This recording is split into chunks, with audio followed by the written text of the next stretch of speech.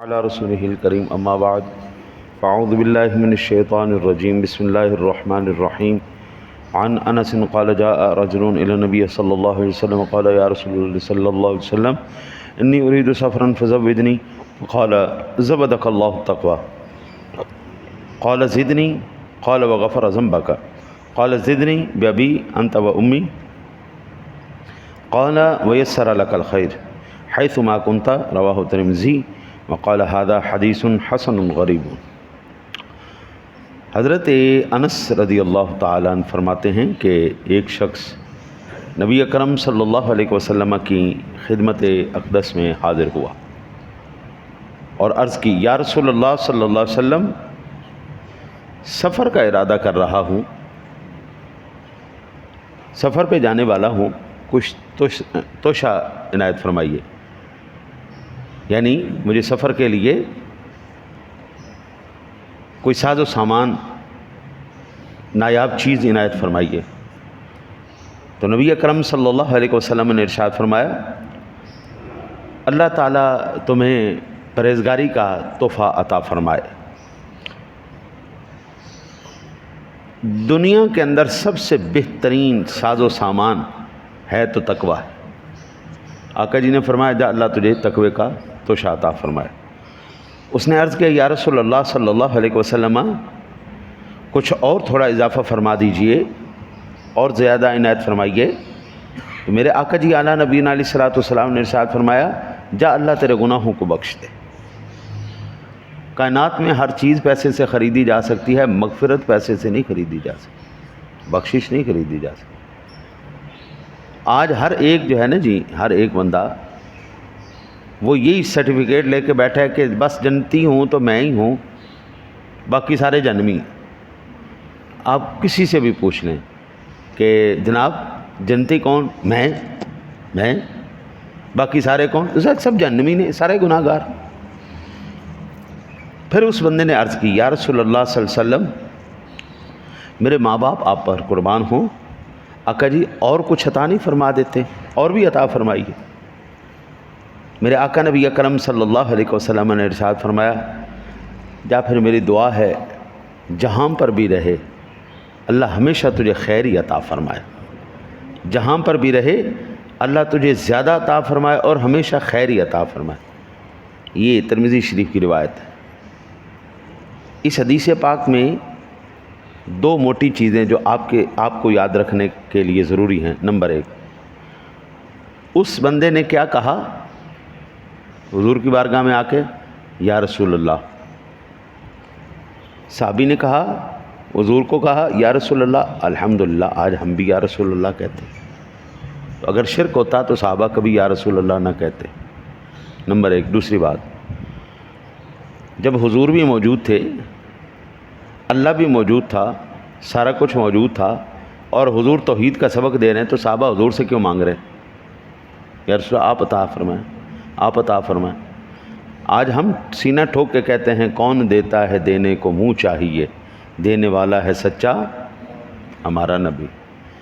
ہم مصطفیٰ جان رحمت پہ لاکھوں سلام، شمع بزم ہدایت پہ لاکھوں سلام، ہم ٹھوک کے کہتے ہیں یا نبی سلام علیکہ یا رسول سلام علیکہ۔ ہمارا عقیدہ وہ عقیدہ نہیں ہے جو کوئی 150 سال پہلے بنا ہو یا 200 سال پہلے بنا ہو، یا ہم فریق کی جو ہے نا جی وہ سازش کے طور پر سامنے آیا ہو۔ ہمارا عقیدہ وہی عقیدہ ہے جو صحابہ کرام کا عقیدہ تھا، جو صدیق اکبر کا عقیدہ تھا، جو اہل بیت اطہار کا عقیدہ تھا۔ الحمدللہ اہل سنت کا عقیدہ وہی عقیدہ ہے۔ ہم ایک ایک بات احادیث مبارکہ سے اللہ کے پاک کلام سے بیان کرتے ہیں۔ اگر صحابہ مانگ رہے ہیں، حضور سے مانگ رہے ہیں، بار بار مانگ رہے ہیں، اور ان کو پتہ ہے کہ جتنی بار بھی مانگیں گے اس در سے ملے گا۔ اب 3 مرتبہ اس ایک حدیث میں صحابی نے مانگا، حضور نے تینوں مرتبہ دیا، اور جو دیا بے مثال دیا۔ پہلے نمبر پر حضور سرور دو عالم صلی اللہ علیہ وسلم نے فرمایا اللہ تجھے پرہیزگاری اور تقویٰ عطا فرمائے۔ یہ جس کو نصیب ہو جائے کائنات کی حضرت صاحب سب سے بڑی دولت اور نعمت مل گئی۔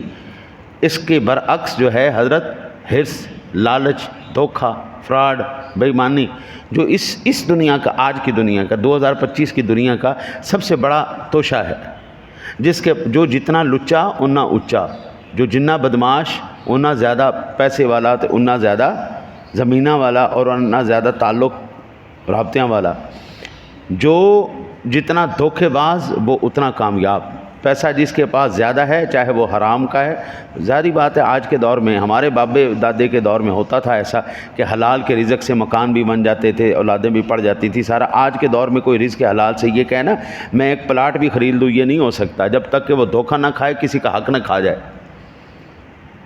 تو آج کا یہ توشہ سب سے بہترین توشہ ہے، تقوی اختیار کرو بندہ۔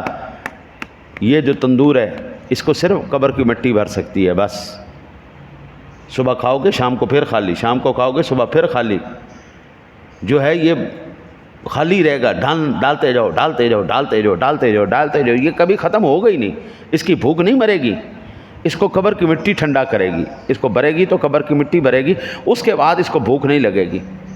ورنہ بابو اس دنیا کے اندر حضرت جس کے پاس 1 کروڑ ہے وہ کہتا ہے تھوڑا ہے، جس کے پاس 1 ارب ہے وہ بھی کہتا ہے تھوڑا ہے، جس کے پاس 100 ارب ہے وہ بھی کہتا ہے یہ بھی تھوڑا ہے، 4 گاریں تھوڑے نے، بڑی گڈی تھوڑی ہے، نہیں دل بھرتا ہی نہیں ہے۔ تو وہ جو توشہ دیا نا حضور نے، جا تقوی کا توشہ ملے تجھے، ہائے ہائے ہائے ہائے۔ حضرت تقوی اور پرہیزگاری اتنی بڑی نعمت خداوندی ہے۔ پھر ایسا ہوتا ہے، میں رات کو بچوں کو سمجھا رہا تھا، میں نے کہا بیٹا ہمارے اندر نا جی صرف ایک اللہ تعالیٰ کی ذات کے اوپر یقین کی کمی ہے۔ میں نے کہا ہمارے معاشرے کے اندر سب سے بری چیز کس کو گنا جاتا ہے، سب سے برا کس کو کہا جاتا ہے؟ گلی کے کتے کو ہم برا سمجھتے ہیں، اس کے نام کو ہم گالی سمجھتے ہیں۔ کسی کو آپ کتا کہیں تو وہ گالی محسوس کرتا ہے، لیکن میں نے کہا اگر کاش کہ کتے والی صفات ہمارے اندر آ جائے نا، اللہ کی قسم ہم اللہ کے ولی بن جائے۔ کتا جس در سے ایک دفعہ لقمہ کھا لیتا ہے اس کو دوبارہ نہ ملے، لیکن وہ ساری زندگی اس لقمے کا حیا رکھتا ہے۔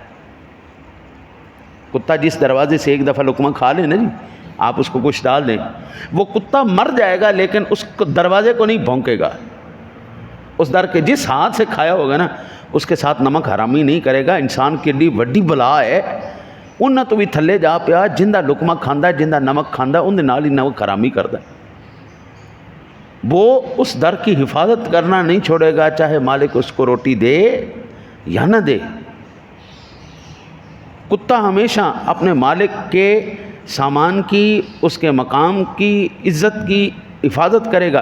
کوئی اس کی طرف اگر بری نظر سے دوڑنے لگتا ہے یا اس کو نقصان پہنچانے لگتا ہے، کتا فوراً اگیا ہو جاتا ہے، خبردار ہے میرا مالک ہے۔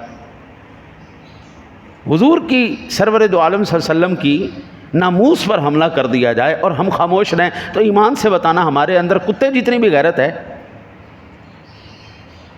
ہم تو اس کتے سے بھی نیچے جا پڑے جو گلی کا کتا بھی، نسلی کتے کی بھی بات نہیں ہو رہی۔ نسلی کتے تو پھر کیا بات ہے یار، ان کی وفا کی تو انتہا ہے۔ میں آپ کو اپنا ایک واقعہ سناؤں۔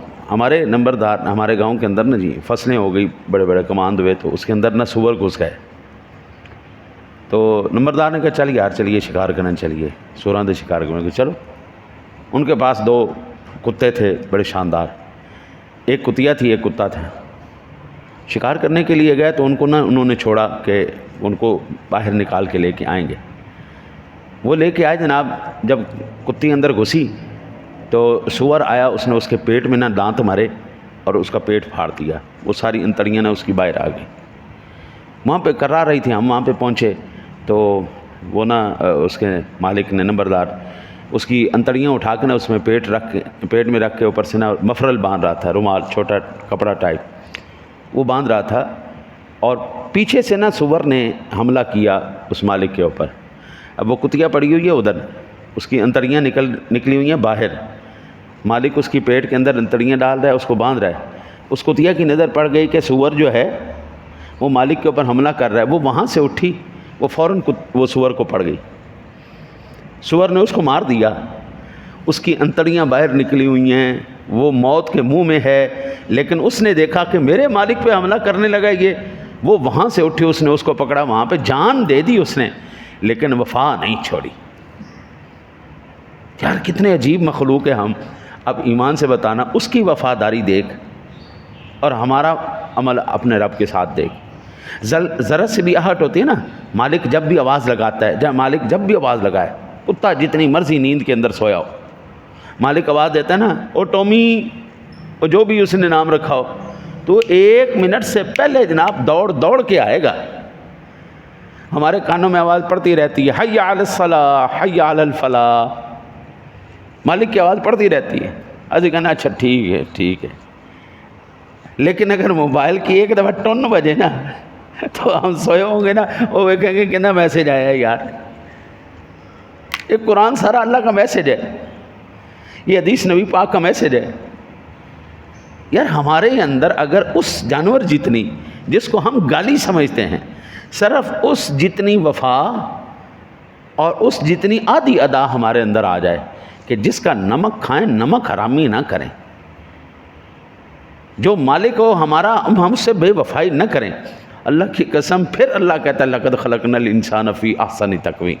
ہاں اب میں نے انسان کو بنایا نا سب سے بہترین. اور پھر اللہ اس بندے کے بارے میں بھی فرماتا ہے جو مالک کی آواز تو سن رہا ہے, حی علی الصلاح حی علی الفلاح سن تو رہا ہے, لیکن وہ اٹھ نہیں رہا. تو اللہ کہتا ہے اولئک کل انعام, یہ تو جانوروں کی طرح, بل ہم اضل, جانوروں سے بھی بدتر ہے یار. اولئک هم الغافلون, کیسے غافل لوگ ہیں یار, یہ غافل لوگ ہیں.